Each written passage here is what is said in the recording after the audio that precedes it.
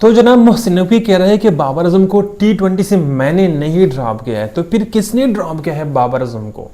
यार ये बहुत बड़ा क्वेश्चन है कि बाबर आजम को T20 से किसने ड्रॉप किया है। एक वर्ल्ड क्लास प्लेयर, हर कोई आकर यही कहता है, आकिब जावेद आकर यही कहता है कि वर्ल्ड क्लास प्लेयर है, रमीज राजा आकर यही कहते हैं, जिससे भी बहुत बड़ा क्रिकेटर हो, क्रिकेट एक्सपर्ट हो, सारे कहते हैं कि बाबर आजम एक वर्ल्ड क्लास प्लेयर है, लेकिन T20 से वो ड्रॉप है। किसने ड्रॉप किया है? पीसीबी चेयरमैन ने ड्रॉप किया है? नहीं, उसने तो कल खुद अपने प्रेस कॉन्फ्रेंस में साफ बता दिया कि मैंने नहीं ड्रॉप किया है। तो फिर किसने ड्रॉप किया, इस हवाले से ना डिटेल से बात कर लेते हैं। मुझे आज पता चल गया कि बाबर आजम को किसने ड्रॉप किया है। ये आज मुझे बहुत अंदर की खबर जो है पता चल गया है, और साथ साथ बाबर आजम के रिकॉर्ड्स भी मैं आप लोगों के सामने यहाँ पर रखने वाला हूँ, दिखाने वाला हूँ, जिससे पता चल जाएगा। फिर आप लोगों ने खुद फैसला करना है कि बाबर आजम T20 प्लेयर है या नहीं है, क्योंकि उस रिकॉर्ड की वजह से 50% लोग कहते हैं कि बाबर आजम T20 प्लेयर नहीं है। जो कहते हैं कि बाबर आजम T20 प्लेयर नहीं है, इनको तो यही इशू लगता है कि बाबर आजम का स्ट्राइक रेट कम है, सुस्त खेलता है, इसलिए वो T20 का प्लेयर नहीं है, डरपोक है, डर डर के खेलता है, टुक टुक करके खेलता है।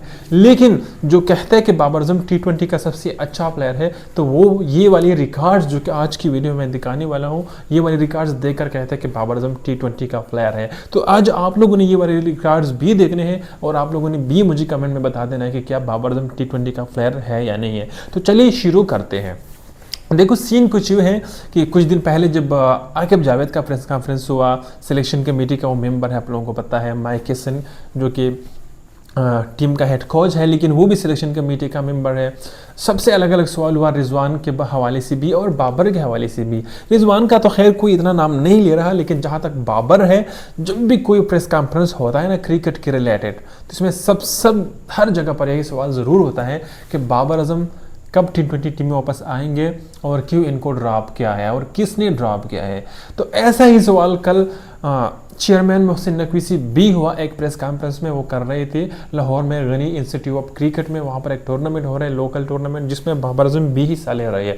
ये भी आप लोगों को मैं बता दूं कि बाबर आजम एक लोकल टूर्नामेंट में वहाँ हिस्सा ले रहे हैं, और कल से बाबर आजम की वीडियोस आ रही है। बाबर आजम बहुत ज़्यादा प्रैक्टिस भी कर रहे हैं, स्पिनर को खेलने की कोशिश कर रहे हैं, स्पिनर बॉलर्स के खिलाफ खेलता है, प्रैक्टिस करता है, और स्पिनर के खिलाफ अपने गेम को इम्प्रूव करने की कोशिश कर रहे हैं। और इसी से कुछ लोगों को ये भी लगता है, ज़राया ये भी बताता है कि शायद बाबर आजम को सिलेक्शन कमेटी ने बता दिया है कि हम आपको एशिया कप के स्क्वाड में लेना चाहते हैं, हम एशिया कप के स्क्वाड में कुछ चेंजेस करना चाहते हैं, और आप हमारे इन प्लान में शामिल हो। और कल तो जो है शोएब अख्तर ने भी बता दिया कि 3 तब्दीलियाँ होने वाली है आपकी एशिया कप स्क्वाड में, और जिसमें से अगर 3 तब्दीलियाँ होंगे, 3 खिलाड़ी आएंगे, तो फिर जाहिर सी बात है बाबर आजम तो आएगा ही।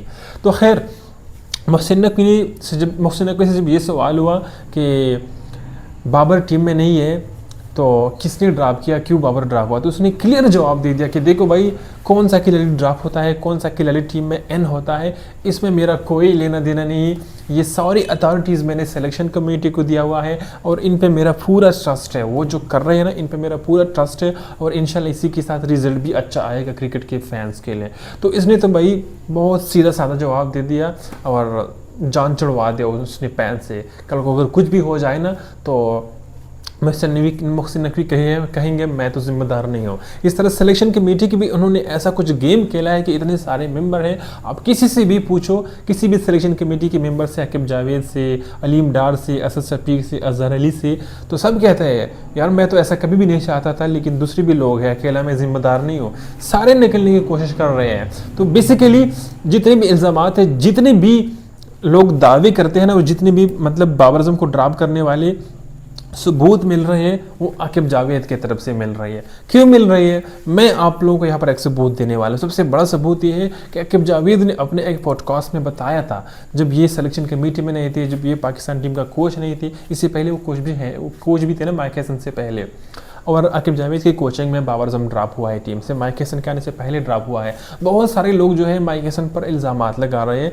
लेकिन माइक हेसन के आने से पहले बाबर ड्रॉप हुआ है। आप लोगों को मैं बता दूं, न्यूजीलैंड के दौरे पर बाबर ड्रॉप हुआ था T20 से, जहां पर पाकिस्तान ने न्यूजीलैंड का दौरा किया था, और न्यूजीलैंड ने पाकिस्तान को 4-1 से बहुत बड़ा शिकस्त दिया था। तो वहाँ पर जो है बाबर ड्रॉप हुआ था। और इससे पहले एक पॉडकास्ट में आकिब जावेद ने कहा था कि अगर मुझे अथॉरिटी मिली तो मैं बाबर आजम को बाहर करूँगा, बाबर आजम T20 का प्लेयर नहीं है। बाबर और रिजवान दोनों के बारे में उसने यही कहा था कि ये दोनों T20 के प्लेयर नहीं है, तो इन दोनों को मैं निकाल दूंगा। और आज जब ये बंदा सिलेक्शन कमेटी में आया है तो ऐसा हो गया। तो वैसे तो ऑफिशियली वो इस चीज़ को मानने से इनकार करते हैं और इनको लगता है कि बाबर से दूसरे प्लेयर अच्छे हैं, ठीक है। ऐसे प्रेस कॉन्फ्रेंस में उसने ऐसा कहा ना कि मतलब जब बाबर भी इन प्लेयरों की तरह खेलेगा तो बाबर आजम आ जाएगा T20 स्क्वाड में, T20 टीम में।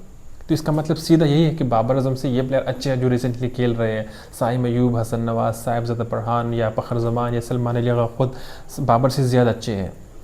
तो कोई भी ही नहीं बताता कि किसने बाबर को टीम से ड्रॉप कर दिया, किसके पास इतनी ज़्यादा अथॉरिटी है। लेकिन अथॉरिटी सबसे ज़्यादा ये तो सबको पता है कि इस वक्त जो है आकिब जावेद क्रिकेट का माई बाप है, वो जो बोलता है वो हो जाता है, इतनी अथॉरिटी इसके पास है।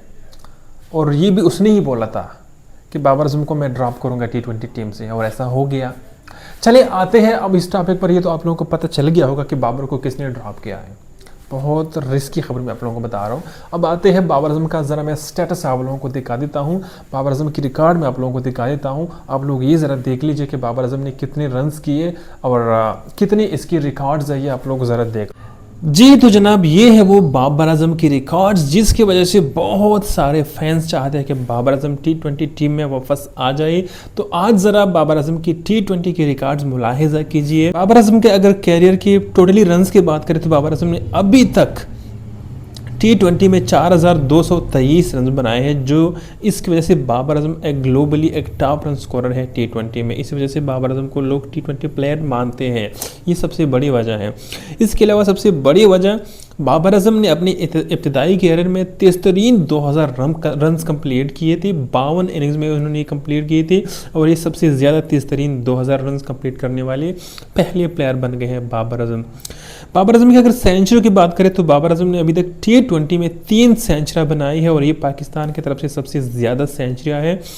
बाबर आजम के पहले सेंचुरी साउथ अफ्रीका के खिलाफ आई थी सेंचुरियन में, दूसरी सेंचुरी इंग्लैंड के खिलाफ आई थी कराची में 2022 में, और तीसरी सेंचुरी न्यूजीलैंड के खिलाफ आई थी 2023 में, जहां पर उसने 101 रन बनाए थे 58 बॉल पर। तो ये भी बाबर आजम के नाम एक बहुत बड़ा शानदार रिकॉर्ड है, जिसकी वजह से लोग चाहते हैं कि बाबर आजम आ जाए T20 टीम में।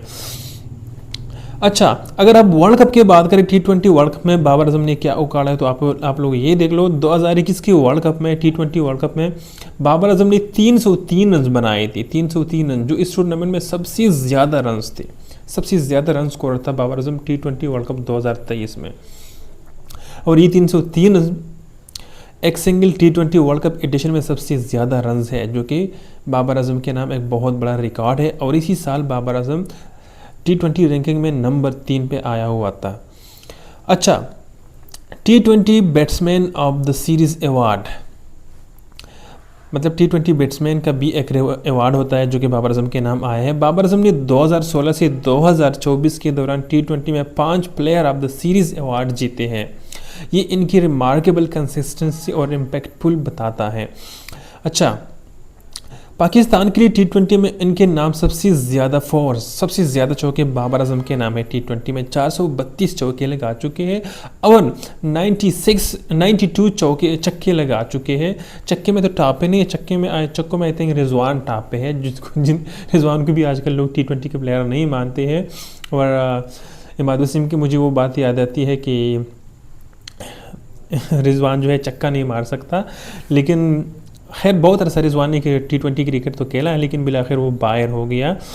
अच्छा, तो सोर्सेज के मुताबिक अगस्त 2025 तक बाबर ने 128 T20 मैचेस में 4200 रन बनाए हैं with in average of 40, strike rate 129 से भी ज़्यादा है।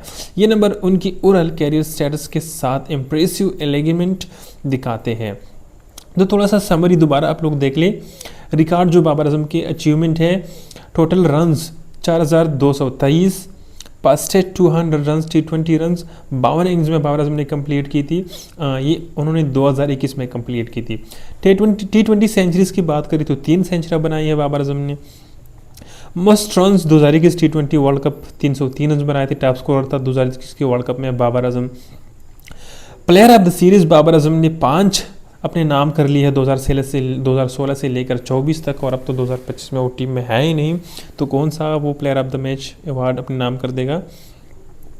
ओके, चौके और छक्कों की तो मैंने आप लोगों को बता दिया, 432 चौके लगाए हैं बाबर आजम ने, 92 छक्के लगाए हैं बाबर आजम ने T20 मैचों में, और मैचेस उन्होंने 128 खेले हैं, एवरेज 40 का है, स्ट्राइक रेट 129 का है। तो बाबर आजम की जिस तरह परफॉर्मेंस है, इस पर मैं अब कैमरे पर आकर बात करता हूँ आप लोगों के साथ।